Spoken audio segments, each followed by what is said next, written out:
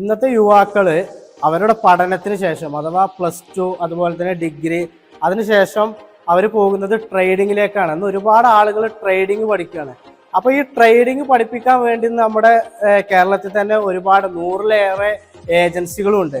അപ്പോൾ ഈ ട്രേഡിങ്ങിന്റെ ഒരു പ്രശ്നം എന്താ വെച്ച് കഴിഞ്ഞാൽ നമുക്കിങ്ങനെ രാവിലെ കുറച്ച് ഇന്ത്യൻ സ്റ്റോക്ക് മാർക്കറ്റിൽ കയറിയിട്ട് രാവിലെ ഏതെങ്കിലും ഒരു കമ്പനിയുടെ ഒരു സ്റ്റോക്ക് വാങ്ങുക, അതുപോലെ തന്നെ വൈകുന്നേരം അത് വിൽക്കുക അല്ലെ.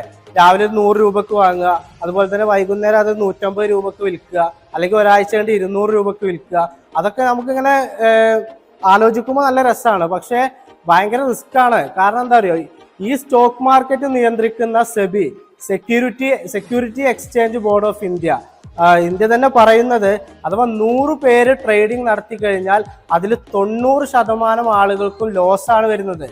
100 ആളുകളിൽ 90% ആളുകൾക്കും സാമ്പത്തിക നഷ്ടമാണ് ഉണ്ടാകുന്നത് എന്നുള്ളതാണ് ഇതിന്റെ ഏറ്റവും പ്രധാനപ്പെട്ട വിഷയം. അതുകൊണ്ട് എനിക്ക് നിങ്ങളോട് പറയാനുള്ളത്, നിങ്ങളുടെ പഠനത്തിന് ശേഷം നിങ്ങളുടെ സ്കില്ലിനും പാഷനും അനുസരിച്ചിട്ടുള്ള ഒരു ജോലി ആദ്യം നിങ്ങൾ കണ്ടെത്തുക. അതിനോടൊപ്പം നിങ്ങൾ ട്രേഡിംഗ് ചെയ്യുക.